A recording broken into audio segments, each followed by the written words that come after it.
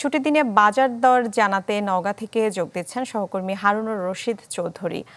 হারুন, বাজারে নিত্যপণ্যের সরবরাহ কেমন দেখছেন, সেগুলোর দরদাম কেমন?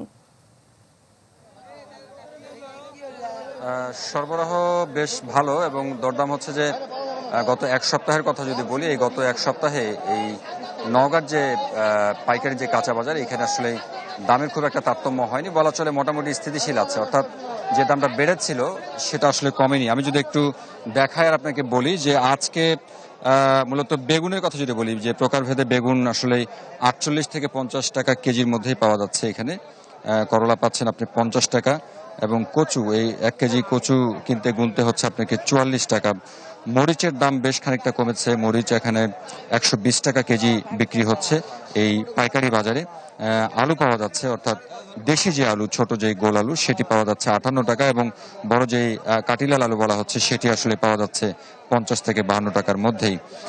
তবে এইখানে শীত আসতে বেশ খানিকটা দেরি আছে মৌসুমে, তারপরও বাজারে এসে মনে হবে যে শীত প্রায় চলে এসেছে, কারণ নওগাঁর বাজারে ফুলকপি, সজনে ডাঁটা কিংবা মূলা, এই ধরনের জিনিসগুলো পাওয়া যাচ্ছে, যদিও বা এটি মৌসুমের একদমই শুরুতেই, যার কারণে এগুলোর দামও কিন্তু বেশ খানিকটা বেশি। বলা হচ্ছে যে প্রতি কেজি ফুলকপি কিনতে গুনতে হচ্ছে আপনাকে 90 টাকা। সজনে ডাঁটার বেশ খানিকটা দাম আছে এখানে, যেটাকে রায়খঞ্জনা বলা হয়, 130 টাকা কেজি, এবং কচুর লতি আছে 50 টাকা। শাকসবজি যে দাম, সেটি কিন্তু বেশ হাতের নাগালে, বলা যায় যে 20 থেকে 25 টাকার কেজির মধ্যে সীমাবদ্ধ আপনার বিভিন্ন রকম শাকসবজি এই মুহূর্তে আসলে, যেমন লাল শাক এখানে পাওয়া যাচ্ছে, এই লাল শাক 20 টাকা কেজি।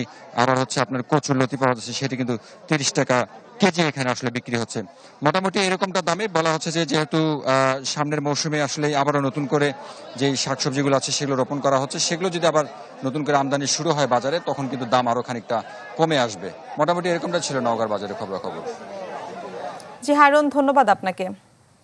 দর্শক, নওগাঁ থেকে নিত্যপণ্যের বাজার দর সম্পর্কে জানাচ্ছিলেন সহকর্মী হারুনুর রশিদ চৌধুরী। ঢালাইয়ের সেরা প্রিমিয়ার সিমেন্ট।